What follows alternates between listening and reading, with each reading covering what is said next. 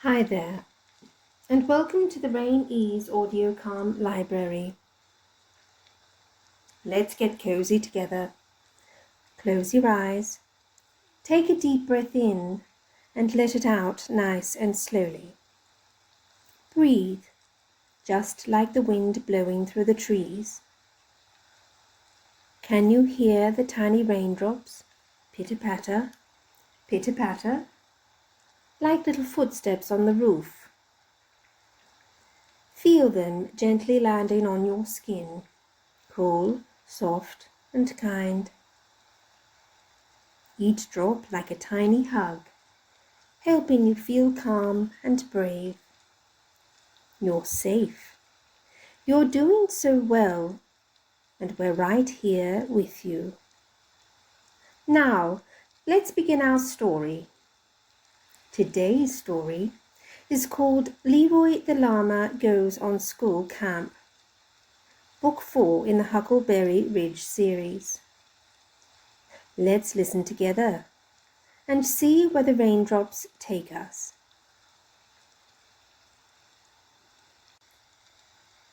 Leroy the Llama Goes on School Camp, a Rain Ease Audio Calm Library story.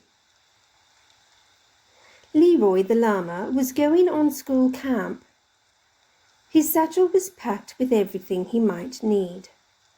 A sketchbook with pencils, his bell, which chimed softly whenever the wind blew through Huckleberry Ridge, a thermos of peppermint tea, and his treasure pouch, still waiting for something new.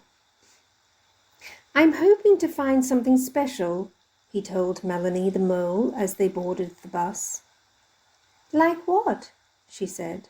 "I don't know yet," said Leroy, "but I will know when I see it." The bus rolled out of Huckleberry Ridge and into the countryside. Leroy sat by the window, sketchbook open on his lap. Melanie sat beside him, nibbling a biscuit. Pip and Simon were behind them, swapping riddles and tapping rhythms on the back of the seats. "Look," said Simon, pointing out the window. "The lake." They passed a wide, still lake that shimmered blue in the morning sun. The surface looked like glass, with tiny ripples from a duck paddling near the reeds. "It's like someone spilled paint," said Leroy, sketching quickly. "Or like the sky fell down and landed in the water," said Melanie. A little further on, the bus slowed near a field of spring flowers. Yellow, pink, white, and violet, all swaying gently in the breeze. "It smells like honey and rain," said Pip, pressing his nose to the window. Leroy smiled. "I wish we could stop." "You'll have to draw it from memory," said Melanie. "I will," said Leroy. "It's already in my head." The campgrounds were surrounded by tall trees and winding trails. The air smelled like pine and damp earth. Leroy walked with his friends, Melanie, Simon, and Pip. They walked along the forest path and were heading to the lookout point, where the view stretched all the way to the sea. But Leroy kept stopping. He saw a butterfly, bright blue with silver edges, fluttering just ahead. He sketched it quickly, then followed it as it drifted between the trees. "Where are you going?" called Pip. "I'll catch up," said Leroy. "I just want to see where it lands." The butterfly floated deeper into the forest, pausing on branches, circling logs, and gliding through patches of sunlight. Leroy followed, sketching as he walked, hoping it would lead him to something treasure-worthy. Finally, the butterfly landed on a mossy log. Leroy crouched down, watching it closely. It was beautiful. But when he looked up, The butterfly flew off again, and the forest was quiet. Too quiet. Leroy stood slowly. The path was gone. The voices were gone. Even the sound of Simon's wings was missing. He turned in a slow circle. "I've wandered off," he said aloud. His heart thumped. He looked at the log, then at the trees, then at the sky. "I need to stay in one place," he remembered. "That's what they said at camp. If you get lost, don't keep walking." So he sat down beside the log. Leroy took off his bell and looked at it. It was small and silver, with a soft chime that sounded like wind through trees. He tied it to a branch just above his head. The breeze made it ring gently, clear, familiar, and constant. "If someone hears it," he whispered, "they'll know it's mine."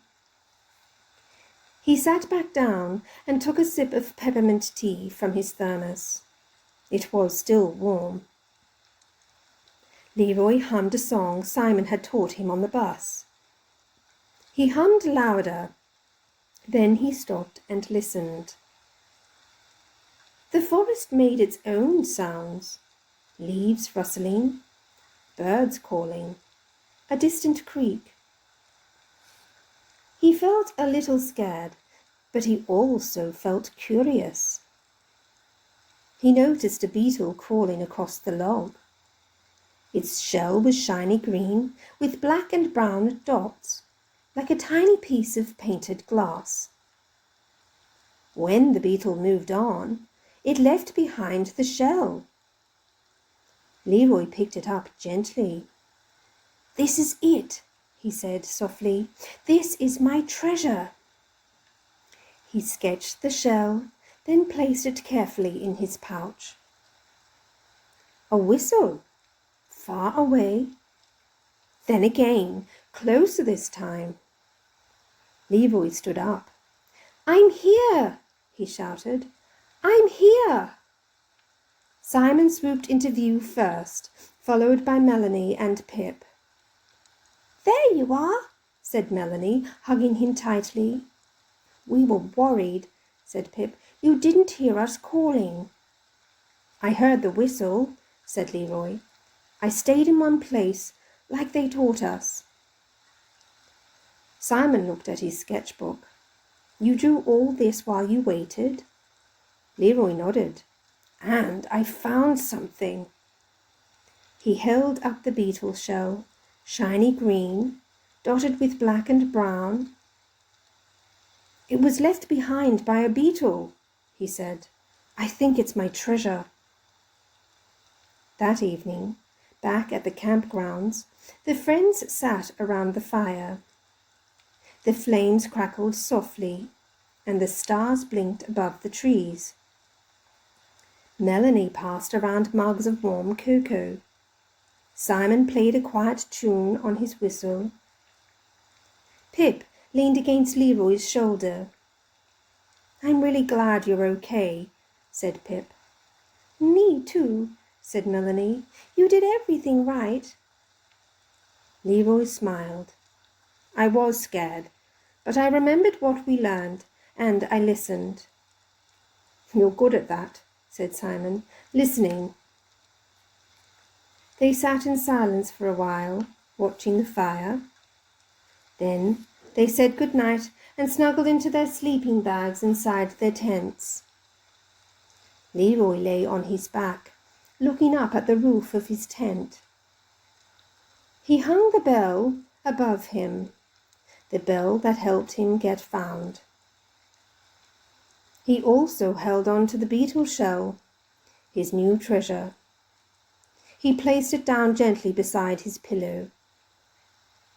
That night, Leroy slept soundly, safe and warm, his friends by his side. The soft chime of his bell hung near the tent flap, and his new beetle shell treasure rested beside him. Outside, The wind moved through the trees.